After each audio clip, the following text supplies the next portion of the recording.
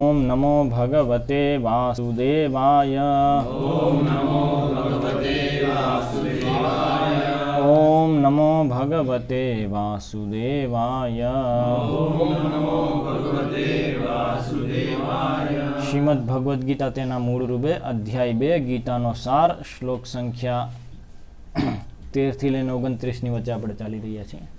અનુવાદ અને તાત્પર્ય કૃષ્ણ કૃપામૂર્તિ શ્રી શ્રીમદ અભય ચરણારવિંદ ભક્તિ વેદાંત સ્વામી શ્રીલ પ્રભુપાદ ઇસ્કોનના સંસ્થાપક આચાર્ય દ્વારા ઓમ અજ્ઞાનતિમિરાંધસ્ય જ્ઞાનાંજન શલાકયા ચક્ષુરુન્મીલિતમ યેન તસ્મૈ શ્રી ગુરવે નમઃ. શ્રી ચૈતન્ય મનોભીષ્ટમ સ્થાપિતમ યેન ભૂતલે સ્વયં રૂપઃ કદા મહ્યમ દદાતિ સ્વપદાંતિકમ. વંદેહમ શ્રી ગુરો શ્રીયુતપદકમલમ શ્રી ગુરૂન વૈષ્ણવાંશ્ચ શ્રી રૂપમ સાગ્રજાતમ સહગણ રઘુનાથાન્વિતમ તમ સજીવમ સાદ્વૈતમ સાવધૂતમ પરિજનસહિતમ કૃષ્ણ ચૈતન્ય દેવમ શ્રી રાધા કૃષ્ણ પાદાન સહગણ લલિતા શ્રી વિશાખાન્વિતાંશ્ચ શ્રી કૃષ્ણ ચૈતન્ય પ્રભુ નિત્યાનંદ શ્રી અદ્વૈત ગદાધર શ્રીવાસાદિ ગૌર ભક્તવૃંદ. હરે કૃષ્ણ કૃષ્ણ કૃષ્ણ હરે હરે હરે રામ રામ રામ હરે હરે. તો ગયા વખતે આપણે ડાર્વિનના વિચાર વિશે ચર્ચા કરી રહ્યા હતા. ઉત્ક્રાંતિવાદ કે જે એવું સ્થાપિત કરે છે અથવા તો દાવો કરે છે કે જીવન છે એ રસાયણોથી આવી રહ્યું છે. તે વિશે આપણે ચર્ચા કરી રહ્યા હતા પહેલાં કે શું છે ડાર્વિનનો ઉત્ક્રાંતિવાદ, કઈ રીતે અસ્તિત્વમાં આવ્યો અને એનો આધારભૂત સિદ્ધાંત શું છે. સિદ્ધાંત તો ન કહી શકાય, કારણ કે સિદ્ધાંત એને કહેવાય કે જે વાસ્તવિકતા હોય. એટલે આધારભૂત વિચાર શું છે એનો, કઈ રીતે કામ કરે છે, એના ઉપર આપણે ચર્ચા કરી હતી થોડી. એમાં કોઈ પ્રશ્ન છે, કોઈ કંઈ સમસ્યા હોય, એમાં કંઈ સમજાણું ન હોય કે એવું? તો આ રીતે જે ડાર્વિનનો જે વિચાર હતો, જેને ઉત્ક્રાંતિવાદ કહેવાય છે, એ પ્રચલિત થયો. એની સામે એ જ્યારથી વિચાર રાખવામાં આવ્યો સમાજની સામે, તો વૈજ્ઞાનિકોએ તો એને બહુ સારી રીતે સ્વીકાર કર્યો, પણ થોડા જ સમયમાં એને વિરુદ્ધ બહુ બધા પ્રમાણો મળવા માંડ્યા. કારણ કે ડાર્વિને જે એ વિચાર મૂક્યો હતો ત્યારે એવું કીધું હતું કે જો મારો આ વિચાર સાચો છે તો આના સપોર્ટમાં બહુ બધા પ્રમાણો મળશે, અને થવા માંડ્યું ઊંધું, એને વિરુદ્ધ પ્રમાણો મળવા માંડ્યા. અને ત્યારથી જ વૈજ્ઞાનિક જગતમાં એક હોડ લાગી કે એની સામે ડાર્વિનના વિચારની સામે જે વિરુદ્ધ પ્રમાણો મળે છે એને નિરસ્ત કરવા માટે અલગ અલગ રિસર્ચ કરવી. એ અત્યાર સુધી ચાલી રહ્યું છે. અને સ્થાપિત કરવા માટે એવી રિસર્ચો કરવી જેનાથી આપણે પ્રમાણો બનાવીએ કે જેમાં સ્થાપિત થાય. આ હોડ લાગી એમાં. તો ડાર્વિને કીધું હતું કે આપણે જોઈએ છીએ આટલી બધી જીવજાતિઓ છે, પણ મારા વિચાર પ્રમાણે, આ થિયોરી પ્રમાણે, જો આ સત્ય હોય કે એકમાંથી બીજી આવી રીતે આવી શકે છે થોડા સમયમાં મતલબ કરોડો વર્ષોમાં, એકાદ કરોડ વર્ષ કેમ કરોડો વર્ષોમાં થોડો બદલાવ કરીને એટલો મોટો બદલાવ થઈ ગયો હોય કે એ અલગ જ જીવજાતિ બની જાય. તો જો એ સાચું હોય તો બહુ ઓછી જીવજાતિઓ છે શરૂઆતમાં, કદાચ એક જ અથવા 2-4 જીવજાતિ હશે કે જેમાંથી આ બધું આવ્યું. અને જેમ જેમ આગળ વધે એમ બદલાવના કારણે વધારે ને વધારે જટિલ થતું જાય. એટલે અત્યારે આપણે જટિલ જીવજાતિ જોઈએ, જેમ કે મનુષ્ય છે, કૂતરો છે, બિલાડો છે, એ બધા જટિલ જીવજાતિ છે. કેમ જટિલ? તો એની અંતર્ગત બહુ બધા અલગ અલગ પ્રકારના અવયવો છે કે જે કાર્ય કરી રહ્યા છે, અલગ અલગ સિસ્ટમો છે. જેમ કે પાચન ક્રિયા થાય આખી, એ કેવડી મોટી, આખી ખાલી એક જ સિસ્ટમ છે. અહીંથી ચાલુ થઈ જાય, દાંતથી ચાલુ થાય પાચન ક્રિયા, કે જે ખાવાનું છે એને આખું પહેલાં તોડે. મતલબ એ દાંતનું કોઈ કામ નથી જો પેટ ન હોય તો, બરાબર ને? દાંતનું કોઈ કામ નથી જો પેટ ન હોય તો દાંત તોડે, એની અંદર થૂક મળે, તો એ બધાયનું કાંઈ કામ નથી જો પેટમાં પાચન ન થતું હોય તો, બરાબર. તે બધું પેટમાં નાખવા માટે આટલી બધી મહેનત છે. તે આખી એક સિસ્ટમ બની, એક અવયવ બન્યો. એ બધું અંતર એકબીજા સાથે કનેક્ટેડ છે. એવી જ રીતે એક જ નથી, પાચન થયા પછી એ જે બધું શક્તિ જાય છે લોહીમાં, એ લોહી આખા શરીરમાં શક્તિ સંચાર કરે છે. તો એ આખી સિસ્ટમ છે. તો આ બધી એકદમ જટિલ સિસ્ટમ છે જેને આસાનીથી સમજાવી ન શકાય. તો આ કેવી રીતે ડેવલપ થઈ હશે? તો કે નાની નાની જે હતા જેમાં જટિલ નહોતું, જટિલતા, એમાંથી આ જેમ બદલાવ આવતા ગયા તો એક એક એક એક એક એક કરીને વધતી ગઈ જટિલતા. અને જે જટિલતા વધી એ આગળ વધવામાં જો સહાયતા કરી વધારે લાંબુ જીવીને અથવા વધારે સંતાન ઉત્પત્તિ કરાવીને, તો એ જટિલતા રહી. અને જે બીજી જટિલતા ઉત્પન્ન થઈ જેને મદદ નથી કરતી એ જટિલતા મરી ગઈ. એટલે આવી રીતે સાચી દિશામાં, જટિલતાની દિશામાં, કામ કરવાવાળી જટિલતાની, જટિલ જીવોની દિશામાં પ્રયાણ થયું. જો મારી આ થિયોરી સાચી હોય તો આપણે જો જમીનને ખોદશું તો જેટલા નીચે જાશું એટલા જૂના અવયવો મળતા હોય, તો જેટલા નીચે જાશું એટલી ઓછી જીવજાતિઓ મળવી જોઈએ. હવે જમીનની નીચે ખોદવાથી સમયનો શું કનેક્શન એ તમને લોકોને થોડું કહેવું જરૂરી છે, કારણ કે કદાચ ન ખબર હોય આર્કિયોલોજીની સાયન્સ. તો આર્કિયોલોજી અનુસાર, આધુનિક વિજ્ઞાન જ કહે છે આ બધું, એ આપણે કંઈ બધું સ્વીકાર નથી કરતા, પણ ચાલો એ લોકોની અનુસાર કે પૃથ્વી ઉપર જે બધા જીવો જીવે છે કે ગમે તે છે, તો જેમ જેમ સમય જતો જાય છે એમ એમ એનું જે સ્તર છે એના હવાના કારણે અને અલગ અલગ ભૂકંપના કારણે અથવા તો ધીરે ધીરે ધીરે ધીરે એમાં પરતો ચડતી જાય છે. ખાસ કર ભૂકંપ ને એવી ચીજો જ્યારે આવે તો એના કારણે થોડો વિધ્વંસ થાય તો ઉપર નીચે ચીજો દબાઈ જાય. તો આવી ચીજો થયા કરે છે. તો સમય સમય પર આવી ચીજો થયા કરે છે. એના કારણે એ સમયે જે પ્રકારની જીવજાતિઓ હતી એ બધી એ જગ્યાએ દબાઈ ગઈ, માન લો. પછી એની ઉપર બીજું એવું કંઈક થાય તો એ પાછું દબાઈ જાય, પછી એની ઉપર ત્રીજું થાય તો એ દબાઈ જાય. તો એવી રીતે આખી એક એક એક એક એક કરીને સ્તરો બને બધા જમીનની અંદર.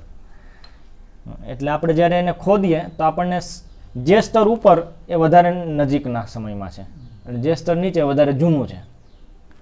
તો એ રીતે આપણે ખોદીએ તો આપણને એક સમયની આખી લાઈન દેખાય કે ભાઈ આ સમય આ હતું, આ સમય આ હતું, આની પહેલાં આ હતું, આની પહેલાં આ હતું. એવી રીતે આપણને એક સિક્વન્સ મળે, ક્રમ મળે એક. તો એ ક્રમમાં જો આપણે નીચે જઈએ તો વધારે ને વધારે નીચે ખોદીએ તો વધારે ને વધારે જૂની ચીજો મળતી હોય એવું સમજવું. આ પુરાતત્વ વિજ્ઞાન જેને કહે છે, આ બનાવેલું છે જે બી વૈજ્ઞાનિકોએ પહેલેથી આવે છે એવું નથી. તો એ લોકોનો પુરાતત્વ વૈજ્ઞાનિકોનો એવો વિચાર છે કે આપણે જેટલા નીચે જાય જમીનની પરતોમાં એટલું વધારે જૂનું જોવા મળે. પછી એ ગમે તે હોય, જીવજાતિ બી હોઈ શકે અથવા તો જેવી મટકાના અવશેષ મળે કે એવું કાંઈ પણ મળે, તે બધું એ સમયનું કહેવાય. એમ એમાં કોઈ કહેશે કે ભાઈ હવે આપણે તો ઘણી વખત જે લોકો દફનાવાળા હોય તો ખોદીને બધું દફનાવી દે, તો ભાઈ ત્યાં તો બધી પરતો ઉપર નીચે થઈ ગઈ. તો ના, એવું નથી. એ તો ખોદીને દફનાવ્યું તો દેખાય જાય ને, આમ આખી એક પરત જાય છે, એમાં આટલું કંઈક ડિસ્ટર્બન્સ દેખાય. એટલે એવું નથી કે એ વિજ્ઞાન એટલું છીછરું નથી કે લોકોએ પુરાતત્વ વિજ્ઞાનમાં આ ચીજ એ લોકો સ્વીકાર કરે છે. તો ડાર્વિનનો વિચાર એવો હતો કે આપણે પુરાતત્વ વિજ્ઞાનના માધ્યમથી મારી થિયોરી સ્થાપિત કરી શકાશે કે આપણે જેટલા નીચે જાશું એટલા વધારે ને વધારે ચીજો જોવા મળશે. અને સાથે સાથે ડાર્વિનની ચિંતાઓ પણ હતી કે મારી થિયોરી હજી તો બહુ નવી છે, આના કોઈ પુરાવા નથી મળેલા બહુ સારા, આ ખાલી એક વિચાર છે અને આ વિચાર પણ બહુ અસંભવ લાગે છે. ઘણી ચીજોમાં તો ખબર નથી પડતી કેવી રીતે થઈ શકે. ખાસ કર માનવની જે આંખ છે, તો કે આંખ બની કેવી રીતે શકે એને બહુ ચિંતા થતી હતી. ગમે તેટલા નાના ચેન્જીસ કરો પણ આંખ બની કેવી રીતે શકે. એ એમને ચિંતા થતી હતી કે આમાં એટલા બધા અવયવો એકબીજા સાથે કનેક્ટેડ છે કે એક વગર બીજાનું કામ નથી ચાલતું, તો કેવી રીતે એક એક કરીને બની શકે, એની ચિંતા હતી. તો આ બધી વસ્તુઓ હતી. અને એને એવું પણ કીધું કે જો કોઈ આ ચીજો ખોટી પાડી દે તો મારી થિયોરી ખતમ થઈ જશે, એ પણ કીધું. ને તો થોડાક જ સમયમાં ખોટી પડી ગઈ હતી એ ચીજો, પણ થિયોરી ખતમ ન થઈ કારણ કે લોકોએ બનાવી રાખવી હતી એને. તો એટલે આ બધી ચિંતાઓ હતી એમની. તો એટલે આના જે પ્રમાણ જે કહે છે એ બે પ્રકારના પ્રમાણ હોય છે, કહી શકાય બે પ્રકારના પ્રમાણ. એક તો છે કે પહેલાં શું હતું એને વાસ્તવમાં જાણવું, એ એક પ્રકારનો પ્રમાણ કે હા પહેલાં બહુ ઓછા પ્રકારની જીવજાતિઓ હતી ને અત્યારે બહુ વધારે થઈ ગઈ, એ એક પ્રકારનો પ્રમાણ. એ ગમે તેમ કરીને જાણીએ તો આને પ્રેક્ટિકલ પ્રમાણ કહી શકાય. અને બીજો પ્રમાણ છે કે એમને જે ડાર્વિને જે વિચાર સ્થાપિત કર્યો કે આ રીતે એકમાંથી બીજું ઉત્પન્ન થાય છે, એ વિચાર શું સાચો છે કે ખોટો, એવું શું થાય છે પ્રકૃતિમાં, એવી વસ્તુઓ શું થઈ શકે છે, થવી સંભવ છે, સંભાવના પણ છે, એ બીજા પ્રકારનું. અને થિયોરેટિકલ પ્રમાણ કહ્યું કે થિયોરી પણ શું સાચી છે એનો પણ પ્રમાણ હોવો જોઈએ. કે થિયોરીમાં એને જે કહે છે કે ભાઈ આમ કરીને આમ થાય, હવે તમે કહો કે હળદરમાં લીંબુ નાખીએ તો હળદર કાળી થઈ જાય કારણ કે એમાં આ અલગ અલગ અલગ અલગ પ્રકારના રિએક્શન થાય. તો એક તો જે પહેલાં હળદરમાં લીંબુ નાખીને જાઓ કાળી થાય છે કે નથી થતી એ છે. અને બીજું છે કે એને જે સમજાવ્યું કે આ પ્રમાણે રિએક્શન થઈને થવી જોઈએ તો એ શું એ રિએક્શન કે જે બધા સાચા છે ખોટા છે, એ વાસ્તવમાં થિયોરેટિકલી સાચી છે કે નહીં એ થિયોરી, એ ચીજ સ્થાપિત કરતા. આ બે પ્રકારના પ્રમાણ ડાર્વિનના ટટોલવાની જરૂર હતી ત્યારે અને અત્યાર સુધી છે. તો બંને દિશામાં અલગ અલગ રીતે જેમ વિજ્ઞાન આગળ વધતું રહ્યું તો ચર્ચા થતી રહી. તો એમાં જેમ આપણે ગયા વખતે ચર્ચા કરી કે ડાર્વિન કહે છે કે ભાઈ આ બહારના જે બધા પ્રભાવ છે એના કારણે આપણે કાળા પડી જાય તો પછી આગળ જતાં કાળું સંતાન ઉત્પન્ન કરે ને એ રીતે આ બદલાવ આગળ વધે. તો એના જે મિકેનિઝમ હતી એને જે સ્થાપિત કરવાની પ્રણાલી હતી એને જ ખોટી પાડે છે કે ના એવું તો થતું નથી વાસ્તવમાં. એટલે એની પ્રણાલીમાં જ ખોટ આવી ગઈ ત્યાં. તો પછી એ પ્રણાલી છોડીને એ તો ચેન્જીસ એવી રીતે નથી આવતા પણ બીજી રીતે આવે છે, એવું કરીને હાઇબ્રિડાઇઝેશનથી આવે છે. તો પ્રણાલીઓ બદલતા રહ્યા પણ પ્રણાલીઓ ખોટી પડતી રહી છે એક એક કરીને. બીજી દિશામાં જે પુરાતત્વ વિજ્ઞાન અનુસાર જે વાત ચાલે છે, પુરાતત્વ વિજ્ઞાન અનુસાર જો પ્રમાણ આપણે પ્રાપ્ત કરીએ તો એ પ્રમાણમાં નીચે બહુ ઓછી વેરાયટી હોય અને જેમ જેમ ઉપર આવે તેમ વેરાયટી વધતી જ આવી જોઈએ, જીવોના જાતિઓ વધતી જ આવી જાય. તો એ પ્રમાણની જ્યાં સુધી વાત આવે છે તો એ પ્રમાણ પાછળ બહુ મહેનત કરી લોકોએ. હવે ડાર્વિનની પહેલાં જ આ પ્રકારના વિચારો તો રાખેલા હતા, એવું નથી કે ડાર્વિને એક જ વિચાર રાખ્યો છે. ડાર્વિનને પહેલાં હેકલ હતા, પછી બીજા અમુક વૈજ્ઞાનિકો, તો ખાસ કરી એક વૈજ્ઞાનિક હતા નામ હું ભૂલી ગયો, કે જેમણે અલગ અલગ જીવજાતિઓ વચ્ચે સંબંધ સ્થાપિત કર્યો હતો કે આ આવું દેખાય છે, આ આવું દેખાય છે, આના આવા લક્ષણો છે, આના આવા લક્ષણો છે. તો આ એક જે છે એની ઉપર એને એમાંથી કદાચ બીજું આવતું હોવું જોઈએ. એવી રીતે કરીને એમને આખું એક ઝાડ બનાવ્યું હતું કે વધારે સિમ્પલ, એમાંથી થોડાક વધારે કોમ્પ્લેક્સ, પછી એમાંથી વધારે જટિલ, એનાથી ઓર વધારે જટિલ, એમ કરીને. જેમ કે વાંદરો છે તો વાંદરાના 2 હાથ છે 2 પગ છે, આપણે 2 હાથ 2 પગ છે મનુષ્યના. તો મનુષ્ય અને વાંદરા એવા કોઈ વ્યક્તિથી આવ્યા હોવા જોઈએ કે જેના 2 હાથ ને 2 પગ હતા. તો એવી રીતે આખા કનેક્શન બેસાડ્યા છે બધા. તો એ સમયે ઓલરેડી કરેલું હતું પણ એને એવી રીતે નહોતા બેસાડ્યા કે એકમાંથી બીજું આવ્યું, પણ આવી રીતે એ લોકો, એને ટેક્સોનોમી કહેવાય અંગ્રેજીમાં, ટેક્સોનોમી. તેવી રીતે કનેક્શન બેસાડેલા હતા. તો ડાર્વિને એ ઝાડ લીધું આખું અને એની અંદર ફેરબદલ કરીને પોતાનું ઝાડ બનાવ્યું કે આવી રીતે એક સાથે બીજા કનેક્ટેડ હશે. જેમ કે મનુષ્ય છે એના 2 હાથ 2 પગ છે અને વાંદરાને 2 હાથ 2 પગ છે. તો વાંદરા અને મનુષ્ય બેયનું જે પૂર્વજ છે પહેલાંનો, બહુ સમય પહેલાં, એના 2 હાથ ને 2 પગ હશે. એ ક્યારે એક વખત આવી ગયા પછી એમાંથી બધા એનાથી જેટલા બી બધા એવા ને 2 હાથ ને 2 પગ છે. હવે વાંદરા હોય, ચિમ્પાન્જી હોય કે લંગૂર હોય કે મનુષ્ય હોય કે મનુષ્યને અલગ અલગ પ્રકાર હોય, તો બધાને 2 હાથ 2 પગ હશે. કારણ કે એ ત્યાંથી ચાલુ થયા, 2 હાથ 2 પગ ત્યાંથી ચાલુ થયા અને અહીંયા બધા ફેલાવીને આવે છે. તેવી રીતે અલગ અલગ જીવજાતિઓને એવી રીતે કનેક્ટ કરી ડાર્વિને, અને ડાર્વિનનું ઝાડ કહેવાય, ડાર્વિન્સ ટ્રી. તો એ ઝાડ છે એટલે મતલબ શરૂઆતમાં ખાલી અમુક અથવા એક જીવજાતિ હોય. તો ડાર્વિનનો વિચાર એવો હતો કે એ એક જે છે એ બહુ જ સરળ કોશિકા છે, એક કોષીય જીવ છે, એક કોષીય જીવ કે સિંગલ કોશિકા જે જીવી શકે છે પોતાનામાં, બીજા કોઈની જરૂર નથી. તો એવો જીવ હશે. અને એ કોશિકા ડાર્વિને વિચાર કર્યો કે એ કોશિકા તો એકદમ, કારણ કે સરળ છે એટલે અમુક કેમિકલ ભેગા થઈને એ કોશિકા બની ગઈ હશે. એના માટે જરૂરી નથી કે કોઈ એને બનાવવાવાળું બેઠું હોય. એ તો કંઈક એવું આટલું મોટું બ્રહ્માંડ છે, એમાં આટલા બધા કેમિકલ છે, ક્યાંય ને ક્યાંય એ રીતે ભેગું થઈ ગયું. એવું એક વખતે ભેગું થઈ ગયું અને એકમાંથી 2 થઈ શકે છે, તો ચાલુ થઈ ગયું જીવન. બસ પછી એને કોણ રોકી શકશે? પછી તો બદલાવ ચાલુ થઈ ગયા.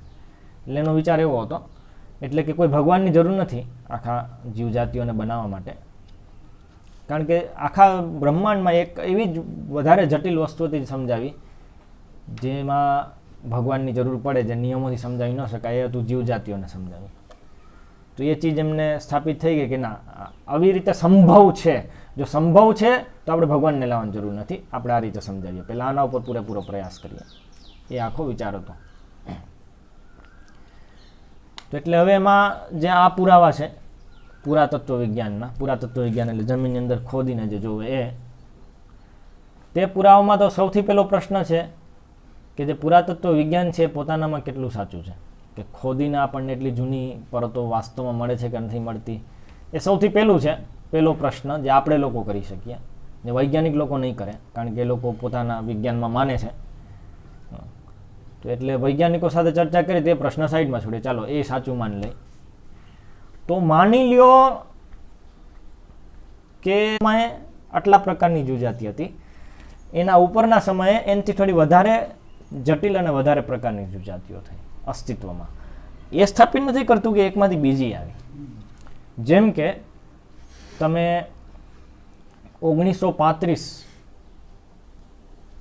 1935ના સમયમાં લગભગ બધા કેમેરા ને એ બધું શોધાણું.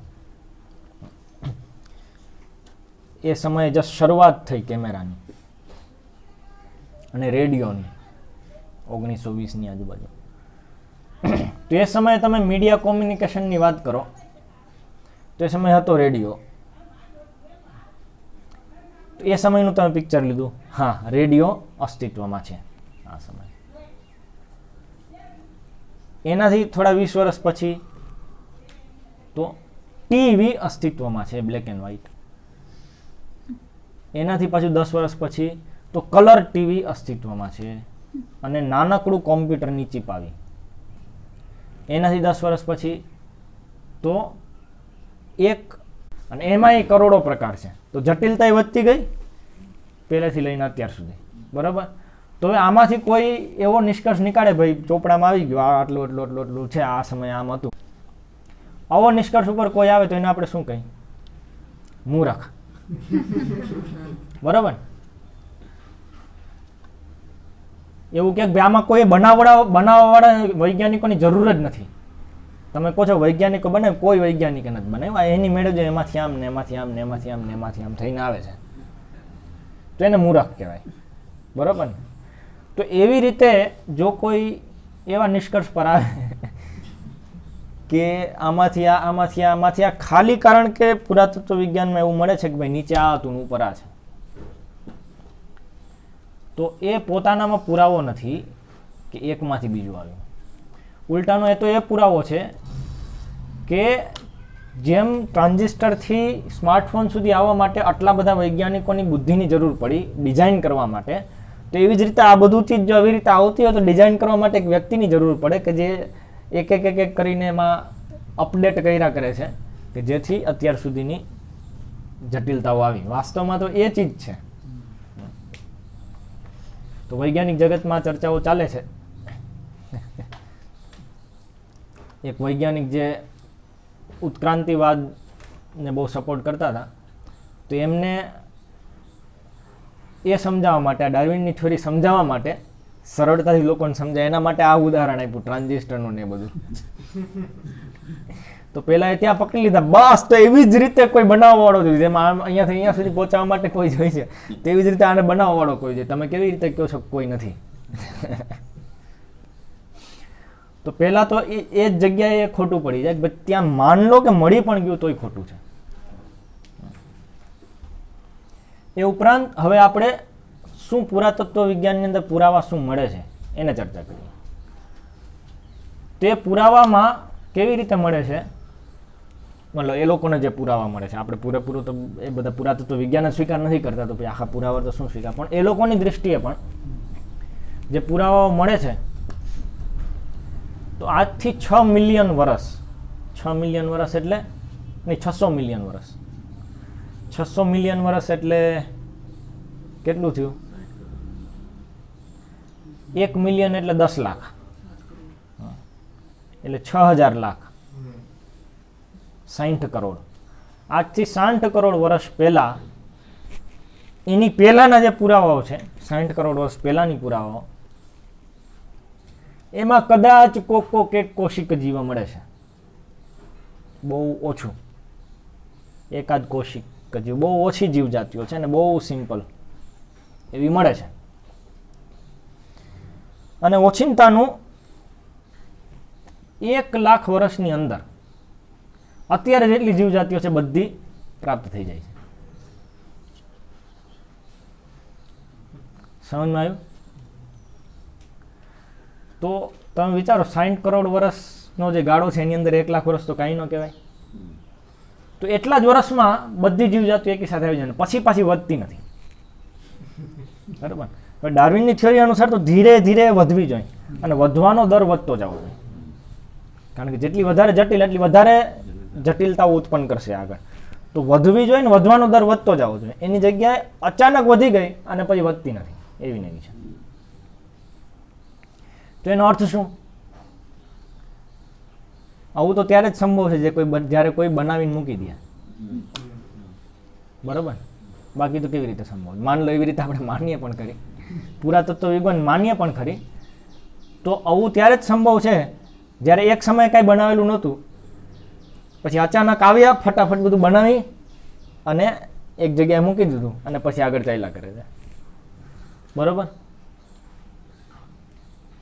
તો આને કહેવાય છે વૈજ્ઞાનિક ભાષામાં કેમ્બ્રિયન એક્સપ્લોઝન. કેમ્બ્રિયન એક્સપ્લોઝન એટલે નામ આપ્યું કારણ કે કેમ્બ્રિયન જે પરત છે, મતલબ આ લોકો પુરાતત્વ વિજ્ઞાનમાં કહે ને કે ભાઈ આ અલગ અલગ પરતો છે ને આટલી જૂની, જેમાં કેમ્બ્રિયન નામની એક પરત છે જે 600 મિલિયન વર્ષ જૂની છે.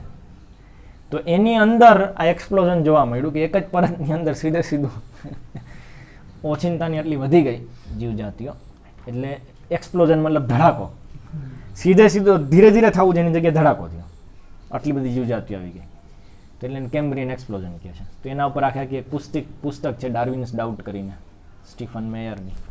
એ આ ખાલી એક વિષય ઉપર જ આખી પુસ્તક લખી છે એમને, સ્થાપિત કરવા માટે કે ડાર્વિન જે છે એ ખોટો છે. તો એ ચીજ થઈ ગઈ. બીજું પુરાતત્વ વિજ્ઞાનનું આપણે જોઈએ તો આપણા શિલ પ્રભુપાદના એક શિષ્ય ધૃતકર્મ પ્રભુ માઇકલ ક્રીમો, તો એ પુરાતત્વ વૈજ્ઞાનિક છે. તો એમણે એક પુસ્તક લખી,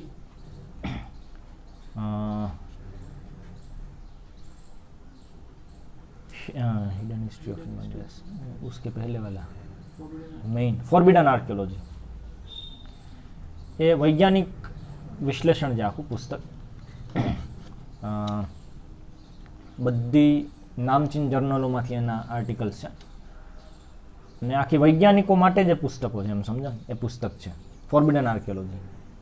એનો નાનો ભાગ સામાન્ય વ્યક્તિ માટે hidden history of human race કરીને બનાવ્યો છે એમણે.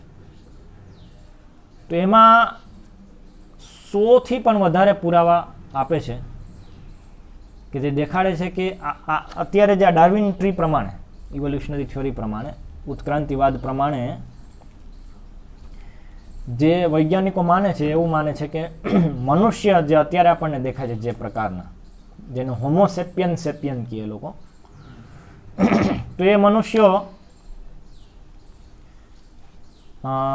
2 લાખ વર્ષ પહેલાં નહોતા.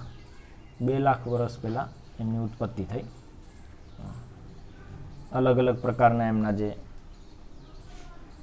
પૂર્વજ છે એમનામાંથી, જે લોકો એમના જેવા જ દેખાતા પણ એક્ઝેક્ટલી એવા નથી, તેમની ઉત્પત્તિ થઈ હોમોસેપિયન સેપિયનની 2 લાખ વર્ષ પહેલાં.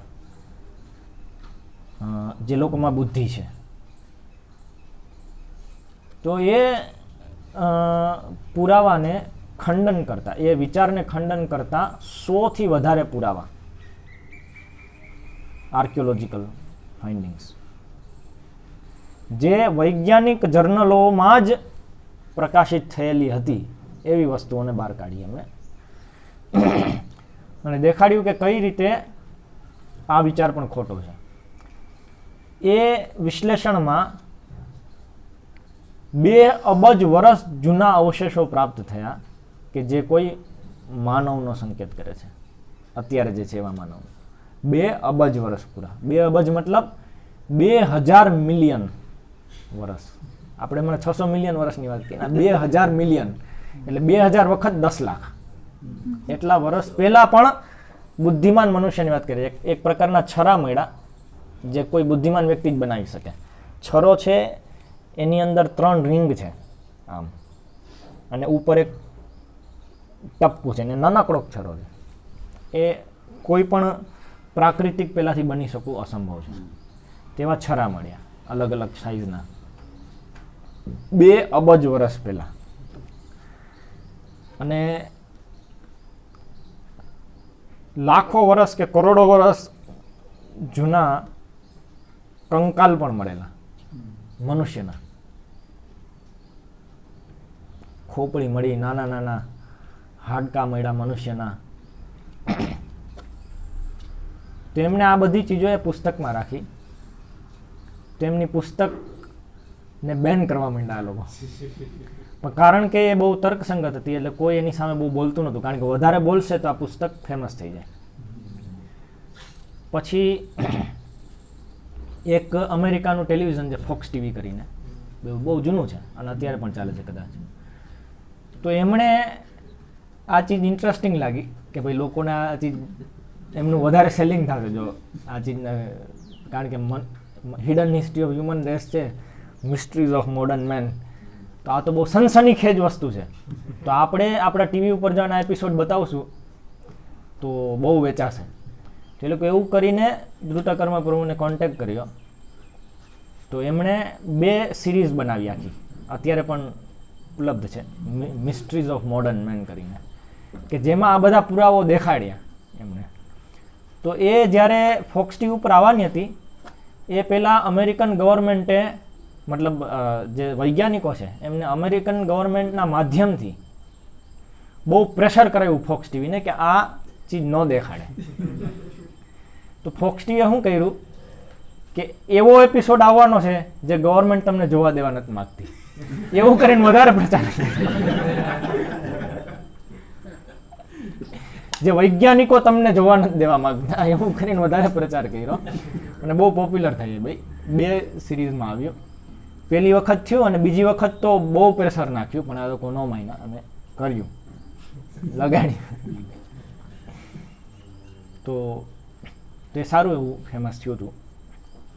તેની તો એ છે અંગ્રેજીમાં છે, જે અંગ્રેજી જાણે છે જોઈ શકે છે એને, મિસ્ટ્રીઝ ઓફ મોડર્ન મેન કરીને. તો એ રીતે પુરાતત્વ વિજ્ઞાન અનુસાર પણ બહુ બધું, અને ખાલી મનુષ્યની જ વાત નથી, બાકી બધા સમાજમાં પણ, બાકી બધી જાતિઓમાં પણ બહુ જૂના જૂના અવશેષો પ્રાપ્ત થયેલા છે જે લોકો આપણને જોવા નથી દેવા માગતા. તો કોઈ કહેશે કે જોવા નથી દેવા માગતા તે લોકો જર્નલમાં શું કામ મૂક્યા?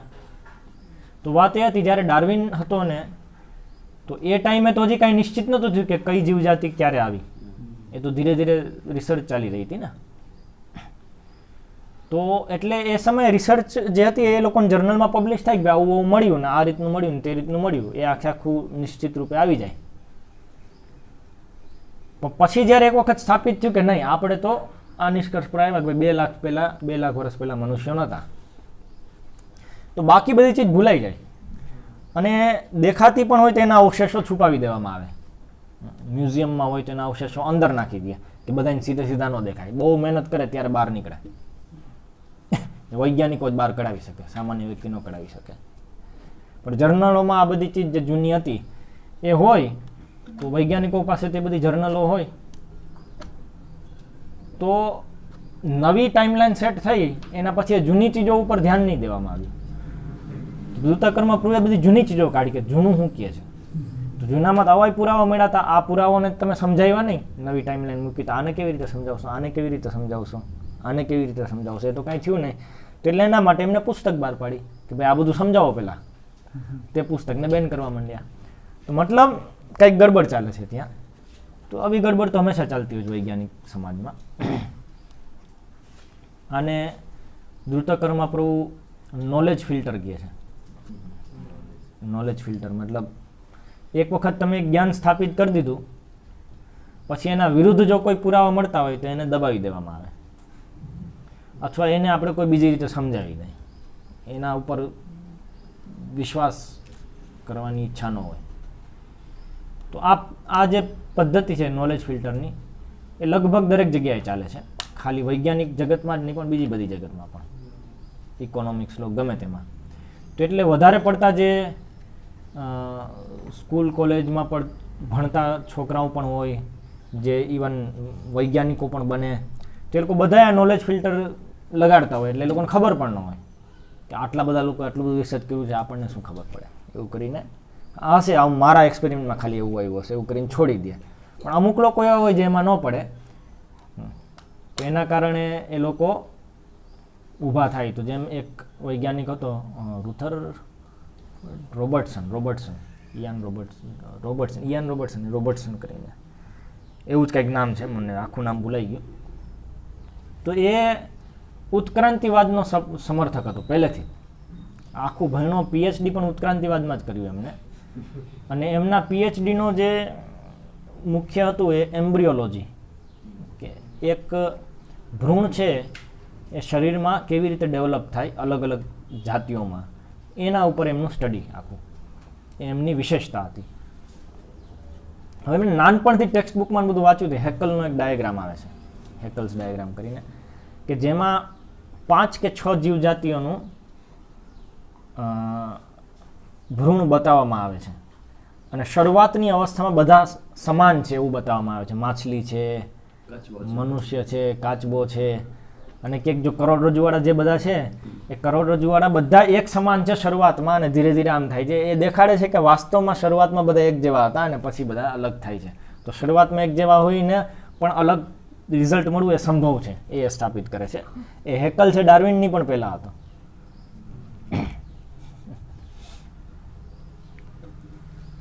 તો એ જે ડાયાગ્રામ ને બધું હતું એટલે હેકલ ડાર્વિનનો સમવળ્યો હતો, એવું નથી હાવ પહેલાં હતો. ડાર્વિનને બધી સાથે જ કામ કરતા એમ કહી શકાય, પણ એમને આ ડાયાગ્રામ પહેલાં બનાવ્યો હતો. તો આ બધું અત્યાર સુધી ટેક્સ્ટ બુકમાં ભણાવવામાં આવે છે.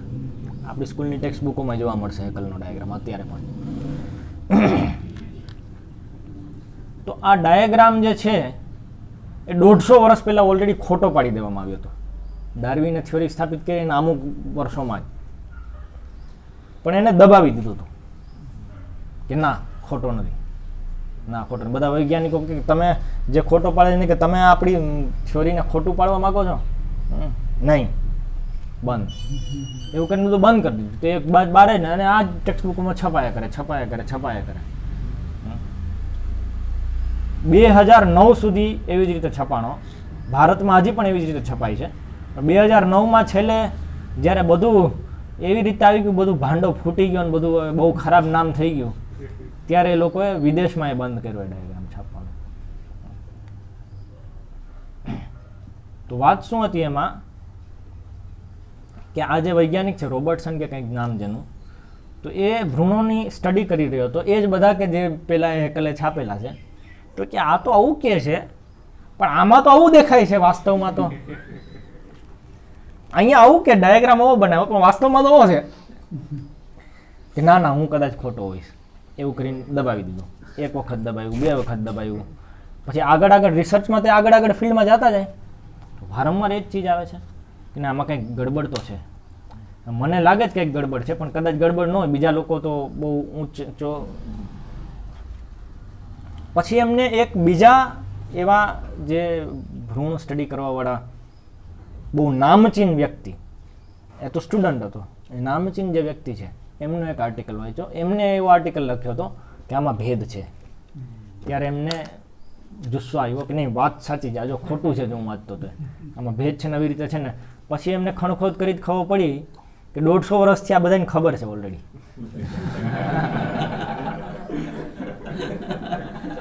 અને એમને એમ ચાલ્યું આવે છે.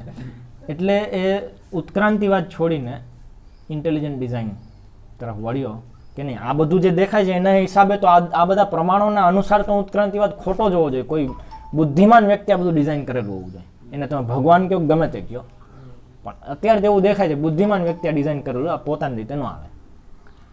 એવા નિષ્કર્ષ પર પહોંચીને એને ઇન્ટેલિજન્ટ ડિઝાઇન થિયોરીમાં આગળ વધ્યો. એવા ઘણા બધા વૈજ્ઞાનિકો આવી જ રીતે અલગ અલગ પ્રકારે નિષ્કર્ષ પર આવી અને ઇન્ટેલિજન્ટ ડિઝાઇન થિયોરીના સમર્થક બનેલા છે. અત્યારે આખું એક ગ્રુપ છે વૈજ્ઞાનિકોનું. તો આનો બહુ પ્રચાર કર્યો એમને કે જો આ બધું ખોટું શીખવાડવામાં આવે છે. તે પ્રચારના કારણે બહુ નામ ખરાબ થઈ ગયું. મતલબ બધાને ખબર પડી આ તો ખોટો ડાયાગ્રામ જેવી રીતે છે. તો ઉત્ક્રાંતિવાદના એક સપોર્ટર બહુ જોરથી જે સપોર્ટ કરે છે એના પ્રચારક સ્ટીફન જે ગુલ્ડ કરીને એક વૈજ્ઞાનિક છે, અત્યારે પણ છે. તો એમણે સ્ટેટમેન્ટ આપ્યું કે આપણા વૈજ્ઞાનિક સમાજે થોડું એ સમજવું જોઈએ કે 150 વર્ષથી આ વગર વિચારી એકને એક ડાયાગ્રામ ચલાવ્યા આવે છે, તેને હરખો કરી દેવો જોઈએ. તો જ્યારે ખબર પડી ગઈ એ સ્ટેટમેન્ટ આપવું પડ્યું એમને કે વાંધો નહીં હવે કરી દઈએ. પણ એવું સ્વીકાર નહીં કરે કે ઉત્ક્રાંતિવાદ ખોટો છે. તો એવા વૈજ્ઞાનિકે આ સ્વીકાર કરવો પડે. ત્યારે 2009માં એ ચીજ બહાર ગઈ, પણ હજી ભારતમાં તો હજી એ ચાલ્યું આવે છે.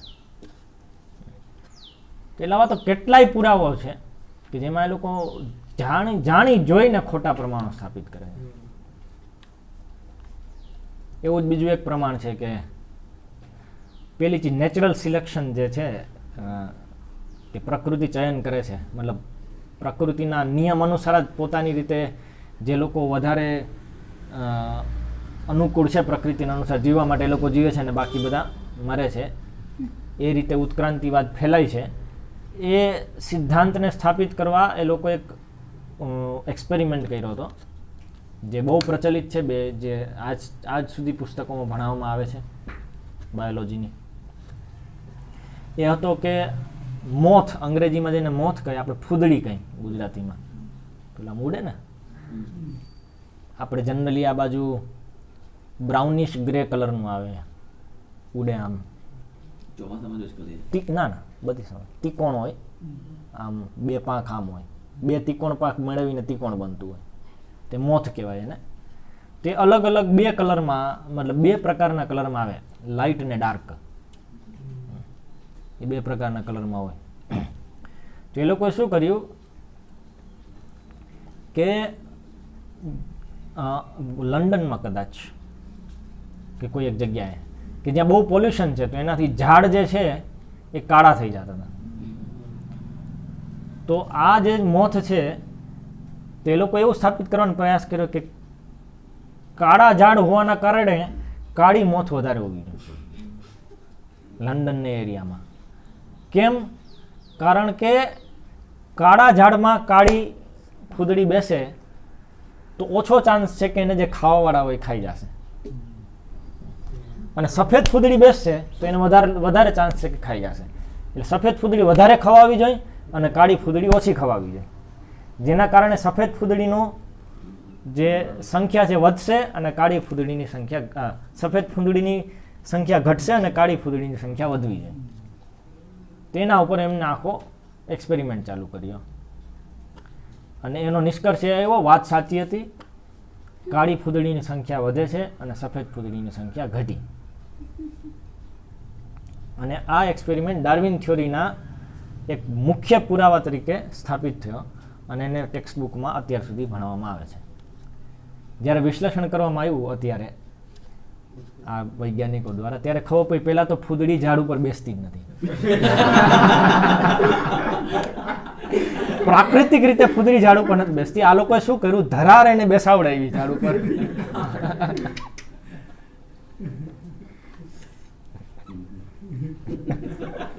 અને ઘણા કેસમાં તો નથી બેસતી, તેને ચોંટાડી દે.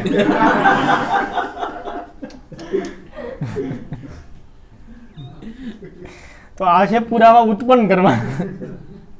બિચાર નથી બેસતી ને બેસાડે. તો આ તો વાસ્તવિકતા નહીં ને, પ્રકૃતિમાં એવી રીતે કઈ કોઈ જોર નહીં કરે બેસાડવામાં. તો આ ચીટિંગ ચાલે છે. જે પ્રભુપાદ કહે છે ને કે ચીટર, તો વૈજ્ઞાનિક લોકો ચીટર પણ છે, એવું નથી કે નથી. આવા તો 1000 પુરાવો છે, જે પેલી પુસ્તકમાં આપ્યા છે રીથિંકિંગ ડાર્વિનમાં. એક આખો અધ્યાય જ છે જે કોઈ ભક્તે નથી લખેલો, જે અભક્તે આર્ટિકલ લખેલો છે, એમાં આવ્યો છે રીથિંકિંગ ડાર્વિન પુસ્તકમાં. કે નામ પણ સારું આપ્યું ટાઇટલ એ અધ્યાયનું. શું છે? ફેકનું, ફેક ઉપર છે ને, સર્વાઈવલ ઓફ ધ ફેકેસ્ટ. કોણ બચે છે, કઈ છોરી બચે છે જે સૌથી વધારે ચીટિંગ કરી શકે છે. ફેક મતલબ ધોખાધડી કરીને જે બનાવેલું એને ફેક કહેવાય, બનાવી કાઢવું. તો જે વધારે બનાવી કાઢશે એ જીતશે. સર્વાઈવલ ઓફ ધ ફેકેસ્ટ, ફિટેસ્ટ નહીં. અંગ્રેજીમાં છે સર્વાઈવલ ઓફ ધ ફિટેસ્ટ ડાર્વિનના અનુસાર, કે જે સૌથી વધારે ઉપયુક્ત છે એ જીવવા માટે, તો એ વધારે જીવશે. અહીંયા જે ધોખાબાજ છે એ વધારે જીવશે. એવી કરીને વ્યંગ કર્યો છે એમાં. પણ આ રીતે પુરાવાઓ પણ બહુ ઊંધા જતા કરેલા છે. અહીંયા આપણે સમાપ્ત કરશું, કાલે આગળ વધશું. શ્રી પ્રભુપાદ કી જાય, શ્રીમદ ભગવદ્ ગીતા યથારૂપ કી જાય.